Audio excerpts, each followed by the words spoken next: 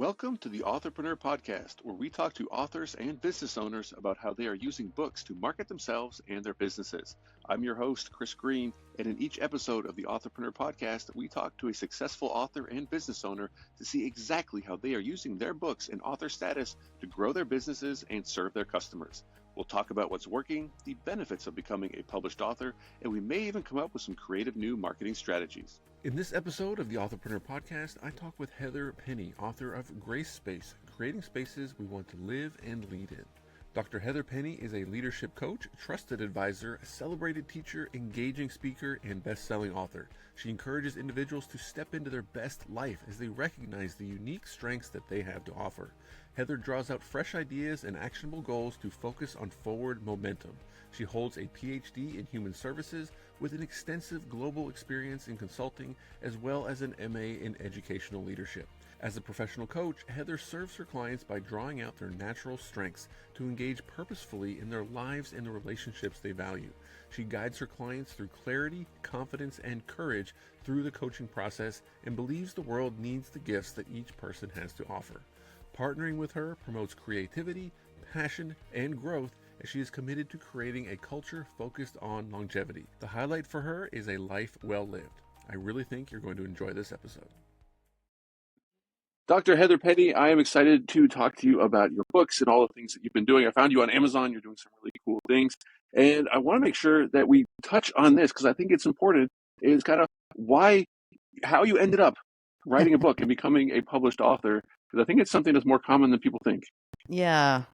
Thanks, Chris. It's so good to be here, and please feel free to call me Heather. Okay, so why I wrote my book, I think I'm on my fourth book now, if you can believe it. You And are? I found you on yes, Amazon. You have 4 books. yes. And it started, I think my first one was just, if you look at it, it's an allegory.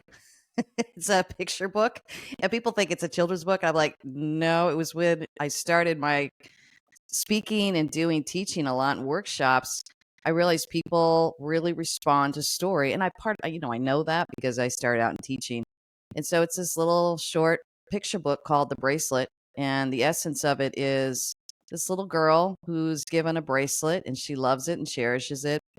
And she goes and swings on her tire swing all the time and has a great time. But then over the years, she gets more and more bracelets that prevent her from getting on her tire swing.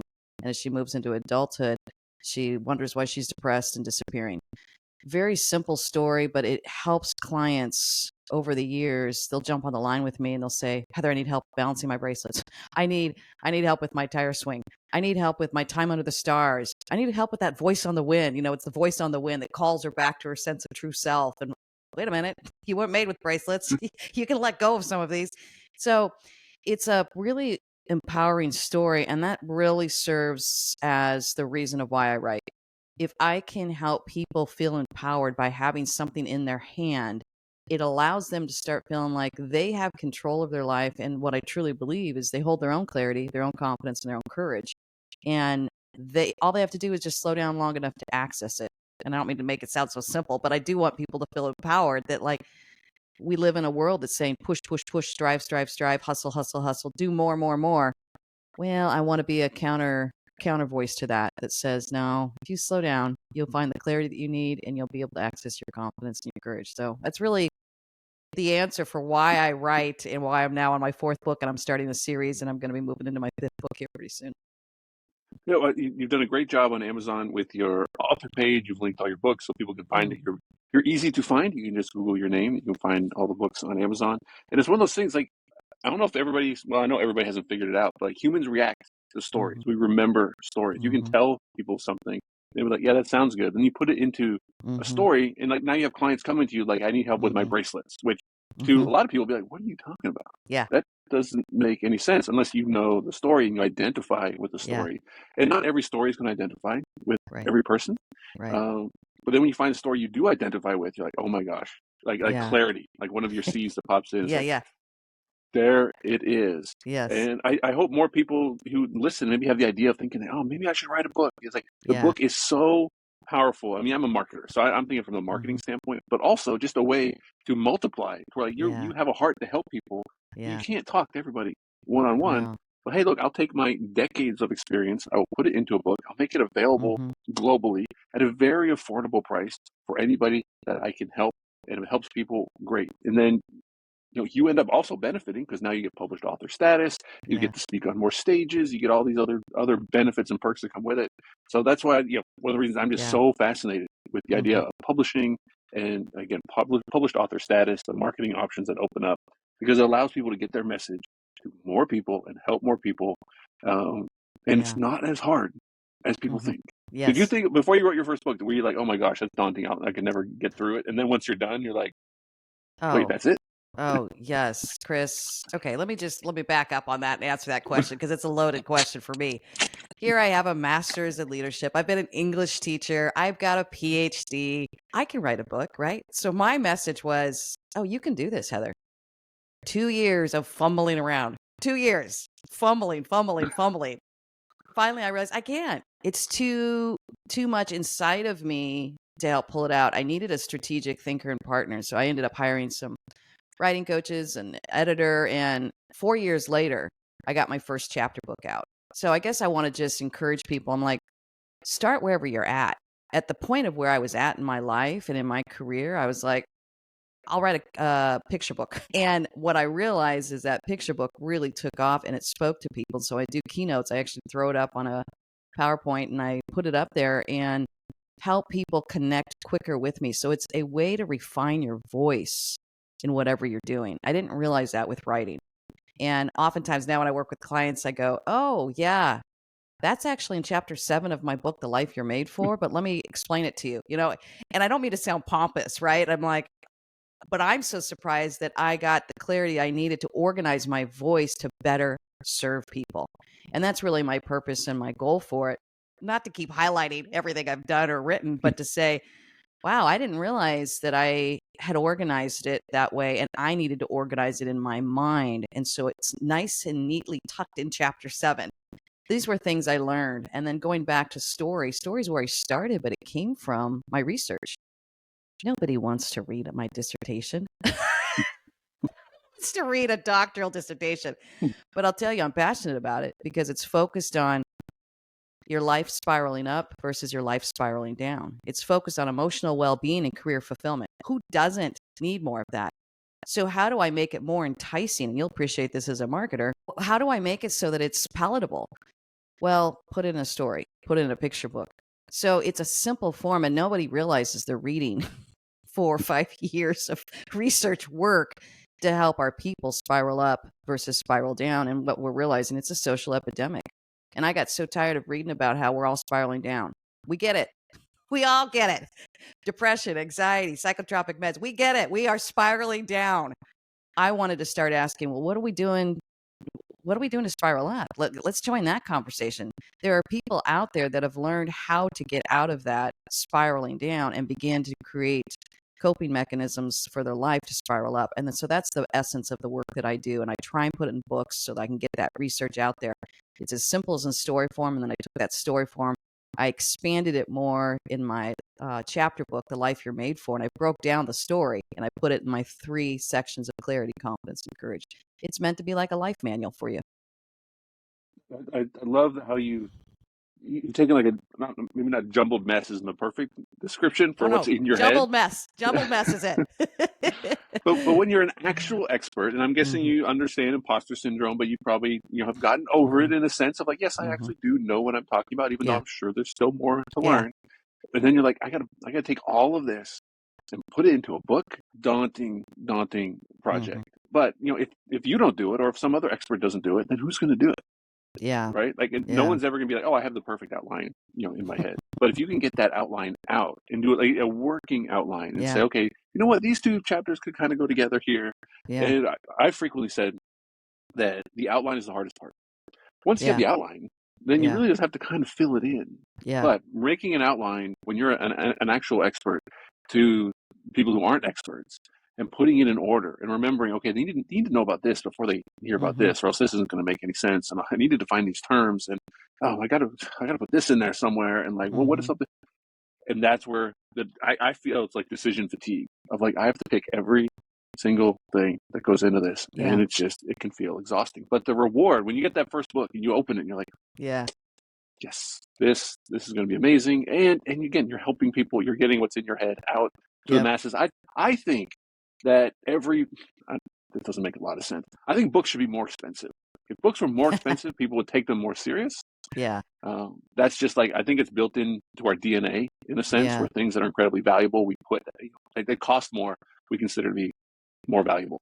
Yeah. And when a book can be free, it's like, well, how good can it be? Right. You know what books used to cost? Like priceless in a sense.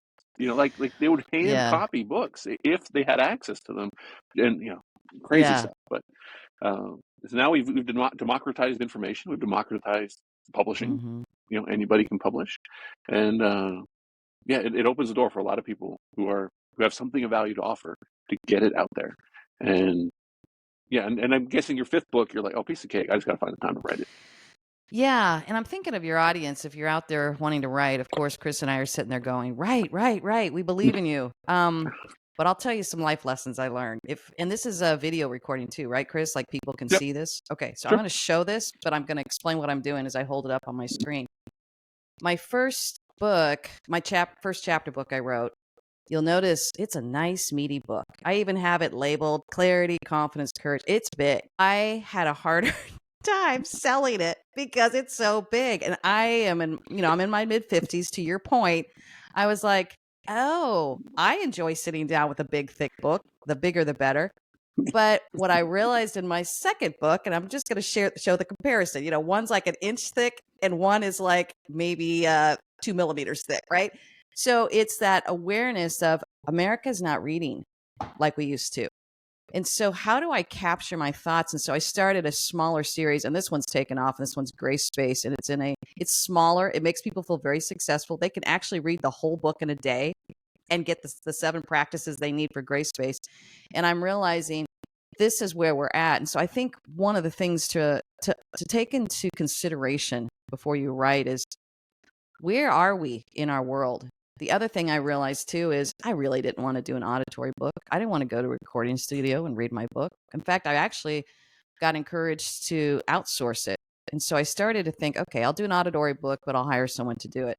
Well, I actually had a client say to me, if you do it, I won't listen to it and I won't buy it because it's not your voice. So I won't believe it.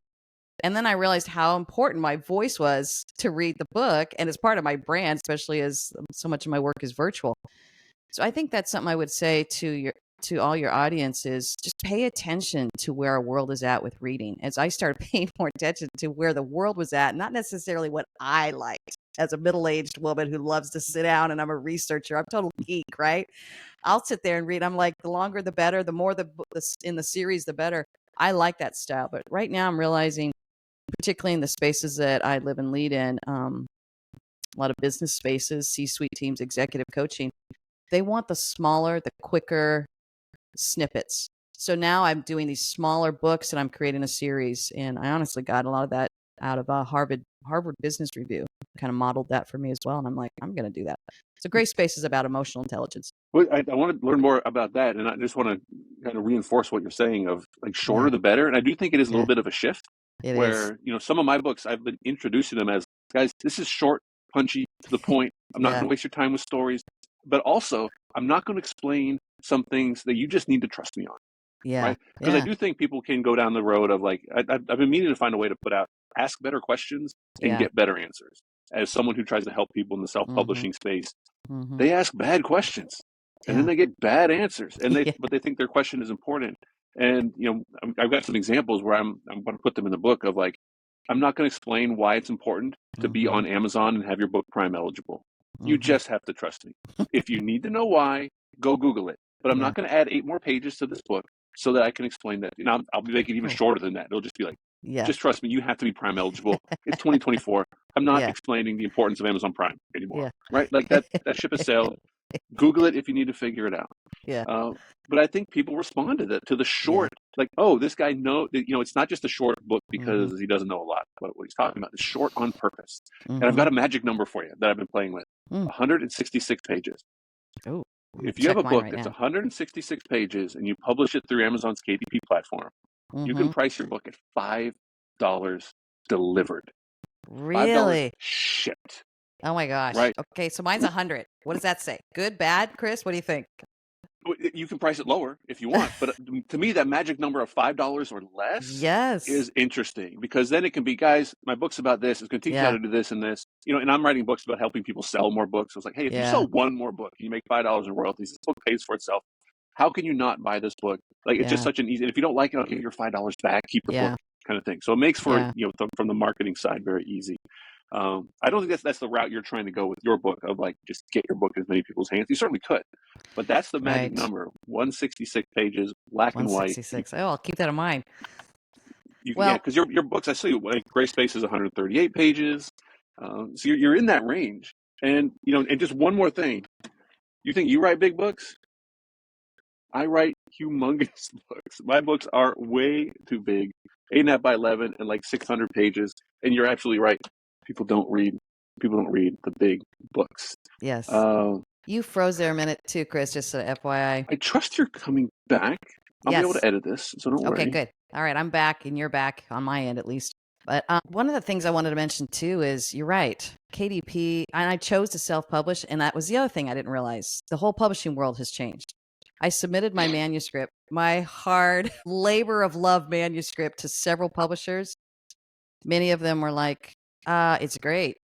And these are all well known publishers, and I won't call them out, but they're all like, it's great, but what's your social media following? I go, social media following? Like, I'm busy working and researching over here. I'm like legit. They wanted to know what my social media following was before they published my book. And that's when I realized our publishing world has really significantly changed. So I chose to do the self publishing route. There's some really great hybrids out there as well. It does put the onus on you for marketing, but to your point, Amazon is a huge boost to that. So I really like to see these self-publishers getting out there, owning all of their own stuff, utilizing the services of Amazon. And one of the things I do when I keynote, I just did this recently, it was about 300 people. I, for 24 hours, gave my book away, Gray Space, for free download for 24 hours. I had over 150 downloads. That's over a third of my audience that got my book within 24 hours and got to download it. That's stuff, to your point, it's if you're wanting to get your message out there, Amazon is such a great partner for you as a self-publisher. I know a thing or two about writing books that are way too big. Oh, yes. Excellent. But in my defense, this is I will write some books as courses, or I'll make an online course, Oh, yeah. and then I will publish it as a book. So if you want to buy the course, you can actually buy a physical product, a physical version of the Yeah. course off of Amazon with trusted reviews and an open return policy, and all the videos that go along with it are password protected and unlisted and accessible by QR codes Oh, I in love each that. chapter. And it allows me, so this course is priced at $200, and the book is $200. It's also on Udemy, but that book to print is like $7 or something, or like $8, because black and white. It's Amazon. It's not a profit center. They print them cheap. Actually, I think it's up to like 11. But it's like 600 pages. Like a local printer would charge you $80 to Right. print that. So I can print a $200 product, right? Because my product, I set the price for $11, and now I can either sell it at a discount, I can take it to an event and give it away, I can hand it to somebody, and they're like, "Oh my God, are you serious? You're just going to give me your 200? I can look this up on Amazon. This is $200." Yeah. I'm like, "Yes, my gift to you." But I say this so people understand. Wait, if you're the author, you have control, you have margins, and people sometimes think of like $2 and $3 royalties on books, which can be pretty normal. You got to sell a ton of books to make some real money. I think there is a big opportunity to sell higher priced books and make some real money off of your book. But it depends what you include. You have to include $200 worth of value. So, Yeah. I mean, coaches could have a 30-minute coaching call included with the book, with instructions on how to redeem and send in your Amazon receipt for verification and things like that. So I do think it's very interesting to creatively use the publishing process and turn information into physical products, because, man, do people love physical products. People love opening those Amazon packages, and they don't get as excited about getting a login to a website to watch a video, Yeah, we're over So those, aren't we? just to put some ideas in your head of Yeah. like, oh, wait a minute, what book could I publish for $200? Yeah. Yeah, I love that idea. It Yeah. gets really fun. Mm, So tell me about the 3 C's. Is that kind of what yeah. you're mostly known for now? Is helping people with a little 3C process? Yes. I like to think I'm known for that. But here's what they stand for: clarity, confidence, courage. And you have to have some kind of handle for, especially with the work I do with soft skills. So I'm trying to make it as simple and clear as possible. And in my labor of love large book, The Life You're Made For, the first section, there's 6 chapters on each one: clarity, confidence, and courage. But I really wanted people to feel like they knew how to access it. I didn't want people to feel like they had to have a life that was kind of consultant or coach dependent. I wanted people to feel like yes, I'm in your corner as a coach, but kind of like more of my field of teaching and where I learned my first career really was, you empower the student to learn knowledge is power. Your goal is not to keep them in the classroom from 3rd grade for the rest of their life. Your goal is to get them to move into 4th grade for the next year and to pass them off to the next guide, and for them to hold that knowledge inside themselves. And so I think that's what I try and honor anyone I work with, whether it's personal clients and the services I provide for them, for their organizations, or whether it's a keynote. I want them to feel like they get to walk away and recognize, wow, I didn't realize I had clarity within me. Clarity requires slowing down.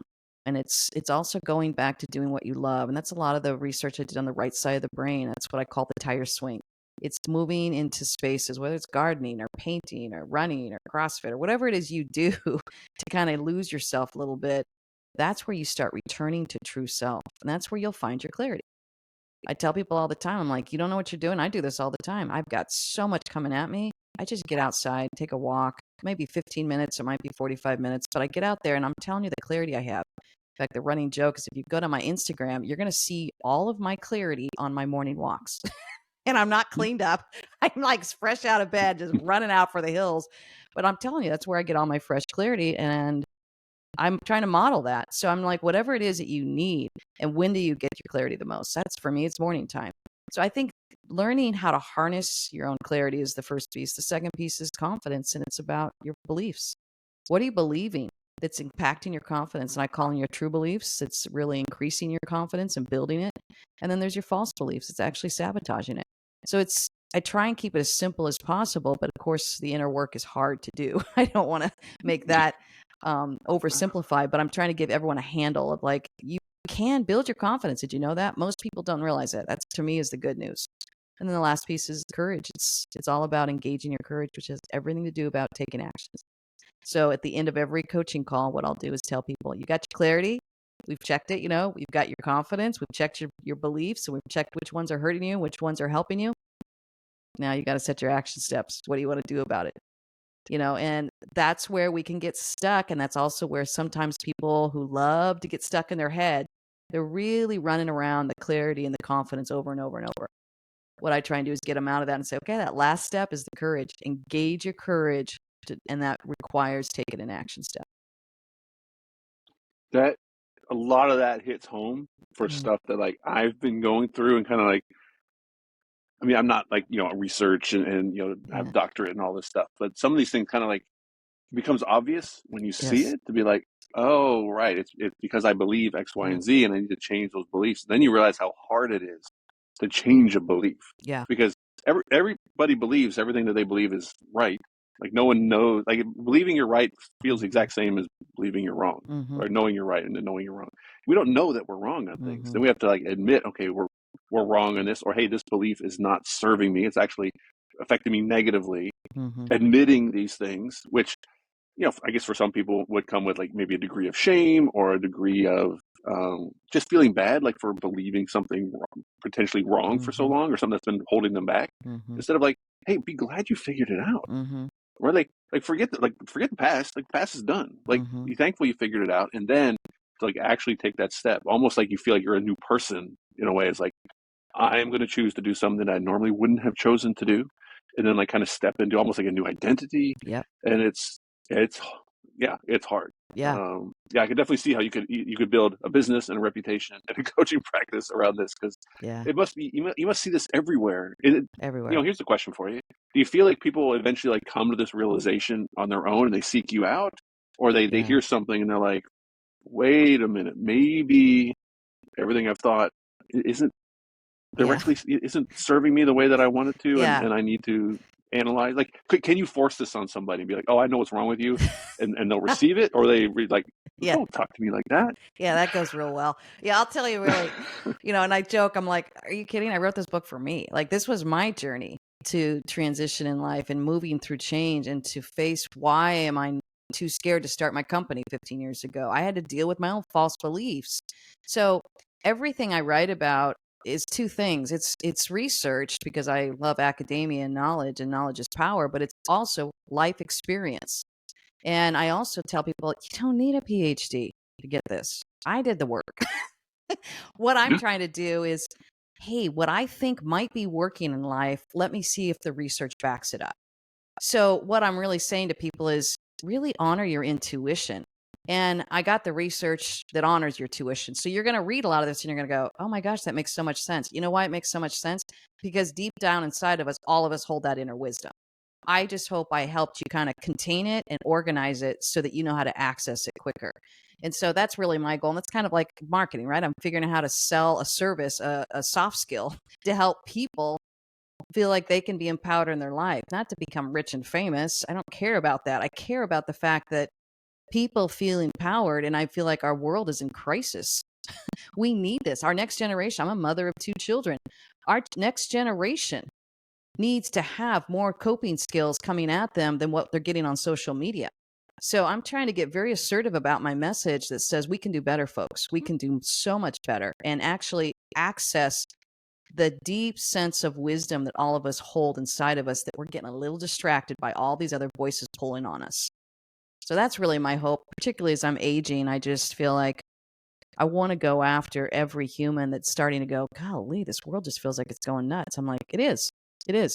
Ignore them. Ignore them and go find your sense of self, and now join a newer clarity and confidence and courage voice that's saying, we believe that humanity can do better. And I have so much hope in humanity. So I think that's just the essence of really the clarity, the confidence, and courage. I'm like, you hold it within you. Take the time to really believe that and go after it. Don't keep running after all these different influencers or other voices. The way most of them have destructive intent of what they're doing out there, or I should say selfish. It's very self-centered. And I want to say, go after your own true sense of self, believe in that. And that's why I wrote the book, The Life You're Made For. That's why I do a whole podcast, The Life You're Made For. I'm interviewing everybody on my podcast are these amazing humans in our world. Some of them are well-known and some of them are no names. But it's people I'm watching going, you're going after your life because you're holding that clarity, that confidence and courage within you. That's such a good way to look at it. And again, it's common that you wrote the book for yourself. Yeah. In a sense. Yeah, it is. I think a lot of authors do that. I did that with my first book. I just answered these common questions in the business that we were doing as self-defense. Like, oh, for Pete's sakes, please stop asking me these questions. Not like in a mean way, but just here, read this long PDF. And then we can move forward if you're still confused. And then I stumbled onto publishing and I published it. And that's really what set me off, as like, now everybody's treating me like I'm a rock star, right? Just because I just self-published it, right? Just on Amazon, completely free. And people are like, hey, can you come speak at our event? I'm like, I guess. But like, that book opened the door. I mean, that's what it was, just this light bulb moment for me as a marketer. Yes. You're like, oh, I didn't realize. I should have. I mean, if I meet someone who's an author, or I see someone who's like, they're a best-selling author, like, you have this little bit of celebrity status, right? Like, ooh, interesting. And especially, I mean, obviously in your field as well, to be like, yes, I have published multiple books on the subject, then people look up to you as an authority figure, in addition to having a doctorate by your name and all these things, because people do have to establish credibility. Like, there is, maybe it's a book you'd be interested in writing. I'm a bit fascinated by the irrational psychology of humans. To where we do things we know we're irrational, and we still do them. And I think if we can at least know that we're being irrational, then maybe we can overcome it. Yeah. Right? Because we always think we're being rational, but I'm collecting examples of where we are absolutely irrational. Oh, I love that. Yes. Write that book, Chris. I'll endorse it. Hey, I took Intro to Psychology when like 20 years ago. So yes, I'm clearly qualified to write a you book are. about human Go with it and run with it, man. You got your clarity.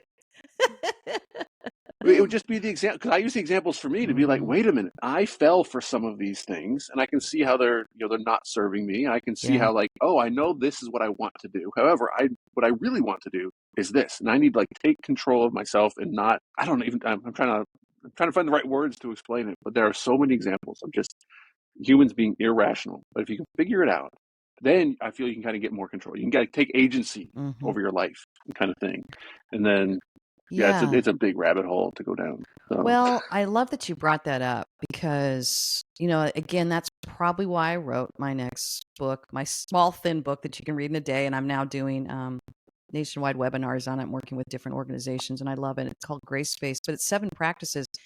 And what I tried to do was call out that self agency where I juxtapose. Like the first one is you can choose to respond or you can choose to react. You can choose to question, you can choose to accuse. I'm trying to juxtapose. You actually have a nanosecond when you're getting flustered or triggered or offended or whatever it is that's happening that's getting a negative emotion in you. You've got a split second of how you're going to respond to that stimulus. Most people don't know that, but as I'm coaching them, that's why I put it into 7 practices. And I think a real tangible one I'm thinking of mind is like defensiveness versus receptivity. I'll say, well, yeah, you can totally have the right to be defensive. I would be too. We go down that path and I affirm all the emotions around it. But then I go, did you know that you could actually be receptive to it? I don't think in all the clients I've worked with, I don't think I've had one person say, well, I don't want to be receptive. I want to be defensive. I don't think I've ever heard that. That's where my belief in humanity is so strong. You give them a choice. 99% of us choose the better choice. There's 1% out there that are kind of nuts. I've got some personality disorders where I'm like, oh, don't trust that. But for the most part, most of us are like, yeah, I don't want to be the accuser. I want to question and stay curious. I didn't even realize I could do that, Heather.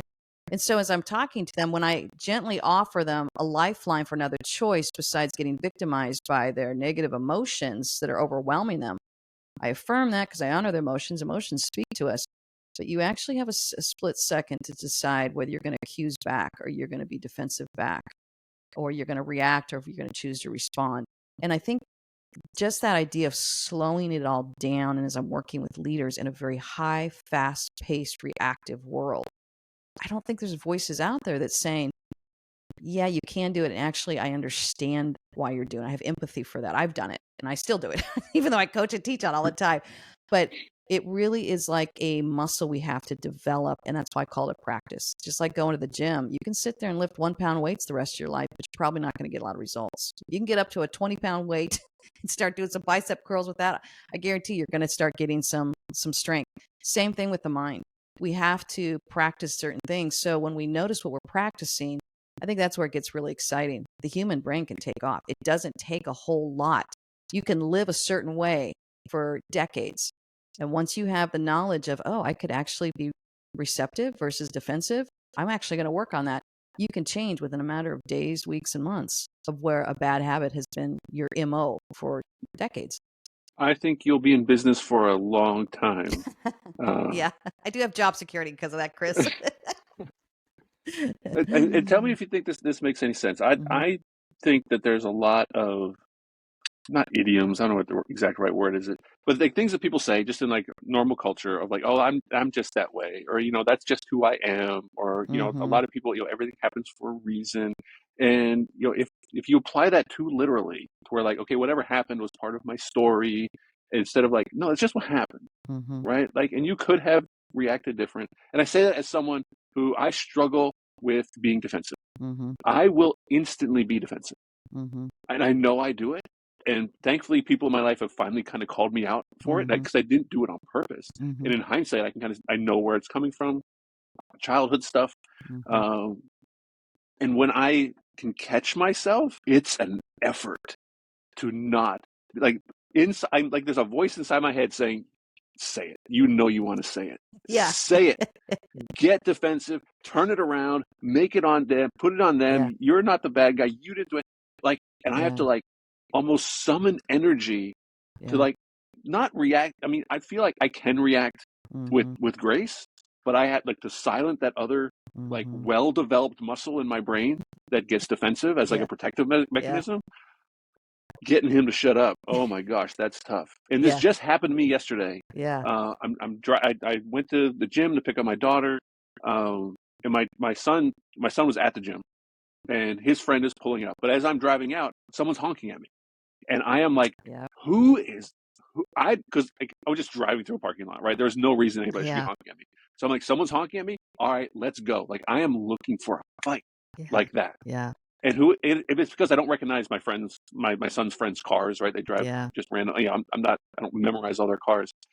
So he pulls up, he puts the window down. He's like, "Hey, what's up?" I'm like, "It was just this guy." Yeah. But my reaction in a Yeah. split second was like, "Who's honking at me?" Because I'm not Yeah. doing anything wrong. And if you're gonna honk at me, then Yeah. I'm ready to argue with you. Yep. And just noticing that, like, I feel bad about it. Like, even the emotion is kind of coming back right now. Yeah. Like, dude, why? Like, let it go. You weren't doing anything wrong. And even if Yeah. you were, it's just honking. Like, who cares?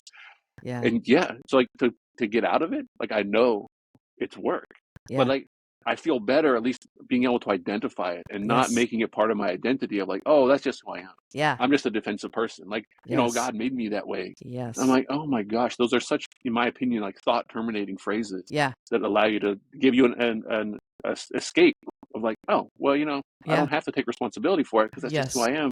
Most Oh people my don't gosh. realize they have a choice. And I think that's what has actually have so much empathy. And as I'm listening to you, Chris, I would say, yeah, don't get into the shame spiral. But you're getting into that space of recognizing, I don't think this is who I want to be. Now, hopefully, I can give you a lifeline that says, you're right on.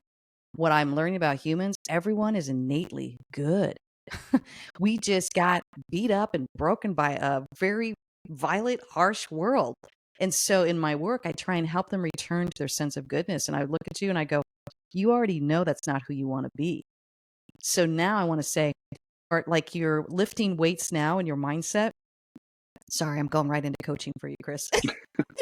You're lifting those mindset weights and you're realizing I'm going to choose receptivity. So you got your clarity, you got your confidence, you're checking your beliefs, and you even talked about your childhood. You're already there. Now the courage piece really is recognizing next time I have a nanosecond, I'm going to choose receptivity. I'm going to go, who's honking at me? Receptivity is connected to curiosity, right? And that helps me too.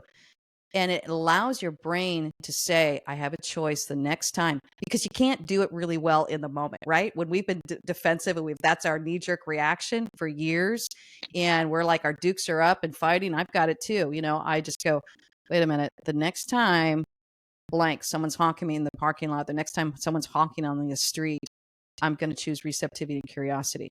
And the funny thing with this gray space, the example that comes up more often than not is traffic and driving. Isn't that funny? I just have been so amazed by that. And I go, yep. One of the things I had to learn, I moved from LA up to NorCal and I realized I was the LA aggressive driver in NorCal. Everybody was so sweet and nice. And I go, oh my gosh, I got turned into a vicious driver as they're all like letting me go first. They're letting me merge into traffic.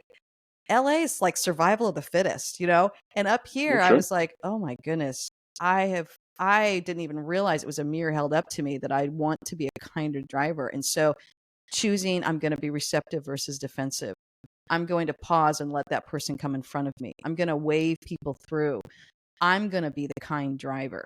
And it just is this amazing mind shift. And that's just in driving. Think about if we apply that to our parenting, our significant others, and our people we work with and live and lead with. I mean, it starts in these little places. And that's where I just really encourage people and give them this hope that I'm like, just start with your driving. You'll be amazed how it ripples into all these other spaces. You'll take a second beat when your 15-year-old kid's coming at you and you want to have this reaction and you're smarter and stronger and more powerful and you want to power up on them. I want to say, no, choose to question instead of accuse. Choose receptivity instead of defense. Choose a response versus a reaction. It's going to help your relationships in all your life. That's why I use it as an emotional intelligence tool. And that book was actually dedicated to my teenage son. I think there's something to be said about the traffic thing. I think Mm-hmm. it's because we you probably already know this. Like they're cars. We don't see the people Yeah. inside. Yeah. I honked at a guy, ended up following him to a church parking lot out of coincidence. After I honked at him, he gets out, Vietnam veteran. I'm like, oh my God, like what is wrong with me? I Like you know. don't see that. You just see a car pull out and you're like, I oh, know. this guy pulled out in front of me on purpose kind of thing. Like I almost backed out into like a bunch of bicycles driving by. Yeah. Like the road that we live on, like, a lot of Yeah. cyclists will use it. And it was like a convoy of like maybe 40 bikes. And I didn't Yeah. almost hit anybody. Like I'm a careful driver when I back Yeah. out. But as I was backing out, they started yelling. Um, and at first my reaction was, oh, they're yelling at me because they're mad at me and they're like, oh, Yeah. you didn't see us, jerk. But Yeah. then I started thinking about it. And actually, as the convoy went past, the people at the end were saying, hey, thanks, thanks, thanks, because they saw me stop. Mm-hmm. And as I'm thinking about it, I was like yelling at me was the right thing to do. Mm-hmm. Like in case I didn't see them, Yeah. yes, they should yell to make sure that, Mm-hmm. in case I wasn't paying attention, that I didn't back in. And I would be thankful that I got yelled at instead of hitting someone on a bicycle with a car. Yeah. So like every scenario runs Mm-hmm. through my brain all at once Yeah. of, assuming intent and getting defensive Yeah. and all this. And like, no, everybody did everything right. Nobody's mad at each other. Like Mm-hmm. just in case you didn't see, we're going to, make some Mm-hmm. noise. And just, I just try to collect these examples so that I can remember and be Yeah. like, hey, don't assume intent. Give people grace. I use those phrases very Yeah. frequently because I got kids. They're teenagers, so I'm trying to teach them. When I catch them jumping to conclusions, I'm like, wait, Mm-hmm. we don't know that Yeah. that's what they meant. We don't know, their background on some situation. Yeah. Um, And I would even say assume good intent. When I started yeah, coaching people to like, yeah, you don't even realize how much we're assuming bad intent. But I'm like, let's up the ante here. Start assuming good intent. They are trying to yeah, help you not run them over, or they want to just say hi to you in the parking lot. Or the funny thing too is that, like I said, there's like that maybe 1% out there that really is truly a jerk. And I want to go, I'm actually surprised now. I'll go, oh, you're actually trying to offend me. Okay, I was assuming good intent, but you actually want to try and piss me off right now. And it just now kind of makes me laugh because I go, yeah, I nothing that, right? I'm not going to engage with that kind of level of engagement. And so I think that's just traffic. So I do say, yeah, start with the traffic, folks. You'll be amazed. that's a good place to start. The people who are maybe identifying with some of this stuff. I know this is the Authorpreneur podcast. We talk about Mm-hmm. books and marketing, and we're getting into like almost like a therapy coaching session on the Yeah. side for Pull up, Chris, anybody pull up. I've done a lot of work on this stuff because Yeah. yes, I have.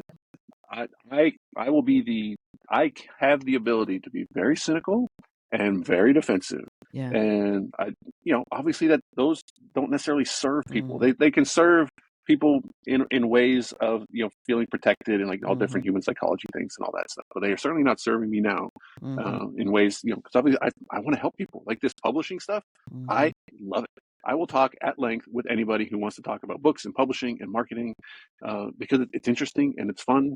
And so I try not to ever assume bad intent when it Right. comes to this stuff. But Right. it's easy to fall back if you're Yeah. not paying attention. Yeah. So people who want more, what is the best place? Is it just to Google you? Is Yeah. it I try and put everything on my website so you can access my books. It's heatherpenny.com. You can access my books, my podcasts, my weekly coaching blogs I get out there. Emails. I have coaching emails weekly that people can sign up for. I have everything there. I actually give a ton away too. And then you can see where everything is on Amazon. So I try and make it super easy for everybody to find me and engage with me. And I do have a team around me that supports any kind of engagement as people are reaching out. So hopefully someone gets back to you within 24 hours. That's always our goal. So let me know if we don't. But yeah, that's where we're at. And I'm in a space where I'm working with a lot of organizations and groups and teams. So it's probably the best way too, is if people kind of consider that. And then I come in for a lot of workshops and conferences and keynotes. and you have courses as well. Yeah. I have an e-course that goes up with the Life You're Made For, my big, thick manual. And people have loved that because they're like, it has a coaching companion, which is kind of a workbook that goes with it. And it has the book and then it has the e-course. So people feel like they have a coach in their corner. For those that I can't take on any more clients a lot of times and people can't afford the price point, I go, do this. You will feel like you have what you need. I like your course, and your price point's good, $97. If you have any inkling of making that into a book, I would highly recommend it. The book can be short, but the book just Oh, gives the access e-course? to Well, the it course is. content, It goes with right? my book, The Life You're Made For. But it's video content that it's all online. Yeah, it's all online. Sorry, Chris, maybe I'm not understanding you, but it goes with my book, The Life You're Made For. But am I hearing you say I could make my actual video course into a book as well? Well, So you could have $100 maybe we book. need to talk a little more. It's a little bit of like a step of like, wait a minute, I can do this with that. Like if Yeah, someone buys your book for $97 off of right. Amazon, then they get access to the course, and maybe you put in a redemption, some kind of page like, here's how to, send us your receipt from Amazon, so that they purchased it, and then you just give them access online, or you put QR codes or links to the videos in the book so they can watch them on their phone, whatever it might be. But it's Mm. taking that course content and just allowing people to purchase it if they purchase a book off of Amazon, and And I did. that will give you. Okay. I love that you're saying this because I did the opposite. I said, hey, if you buy my course, you can also buy, it has to go with the book. But I'm realizing, oh my gosh, I love that idea. All right, I'll talk to my marketing team. I'm already on it.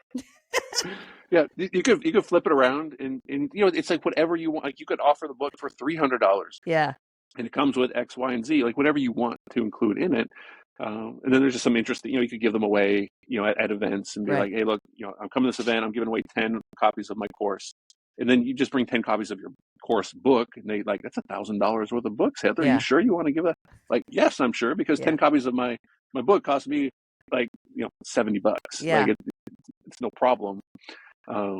Just some additional options, because I feel a lot of people love to buy, Yeah. and I've had this experience with my courses that I put out as books. They love buying it on Amazon because Yeah. they get something in the mail. It's a Yeah. physical product. They trust the reviews. They don't have to ask for a refund if it wasn't for them. They Yeah. can just return it. Right. I wouldn't even know if they Yeah. returned it. It's just an option. Of course, you can still sell it directly on your site, but it gives you Yeah. that option. Well, can I give your audience my course for free? I'm already thinking I'd love to do that for them. If they, Sure, if you want. What would be the easiest way to do that? they just go on my website and they select the e-course, and when you're ready to check out, put in HP friend. He as in Heather Penny friend. You'll get the course for free. You do still have to get the 2 books, but I'd love to do it for your audience. No, that's generous. I really appreciate that. Everybody, take advantage of this. I did not expect Heather to give away her $100 I didn't expect course. to do it either, but I love that you gave me free advice. So I'm like, I'm going to give free stuff to your audience as well.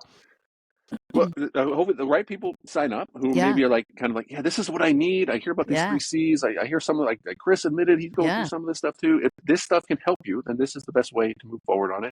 Access to the course for free from Heather as a gift. Yeah. Thank you for that. And of course. course, you can find her books that will complement the course on Amazon. Yeah. And it's Heather Penny, PENNY Yep. .com. You can find her, and you say you're linked everywhere. I can find you on LinkedIn, Facebook, and Instagram. And of course, your Amazon author page has links to all of your books. I could talk book marketing at length, but I know the top of the hour is coming up. So thanks so much for coming on. I'll give you the last word, last piece of advice you want to give people who may be interested in Grace Space. Feel empowered to join the movement. I think we're having so much fun. The people that are joining this conversation, there is a relief and there is an empowerment. There is a joy that says, I knew we didn't have to be victims to these intense emotions. I'm thinking of the political arena. They're wanting to tug at us. They're wanting to pull us back and forth. And I want to say, we all know we're better than this in humanity. We all know this. Hang on to yourself, and the space, and the book like Grace Space, it becomes this common language where we can all join together. And I do think it's a movement that's coming. And I just published it this year, but the response I'm getting from it, I have organizations, teams, members, families, everyone is saying, well, thank God we have a voice and a language for what we can do around this. So I would say, please join the movement with us, because when you pick it up and you read it, you will instinctively know this is a better way to live. And it's in you. Hopefully I just put words to it. Hopefully that works for everybody. So thanks so much for listening, everybody here on the replay, and we'll chat soon. All right. Thanks. Thank you for listening to this episode of the Authorpreneur Podcast. If you'd like more information about this episode's guest, you can find links to their books, websites, and social media profiles in the show notes and video description. If you're an author or business owner who's interested in learning more about how you can use books and published author status to market and grow your business or personal brand, Or if you're an aspiring author looking for more information about the publishing process, you can find more information and request an author audit at authorpreneur.com. And if you'd like to be a guest on the show, or if you'd like to recommend someone, please reach out via email to chris@authorpreneur.com. Remember, a book is just a book, but when it's your book, it's an asset. #Authorpreneur.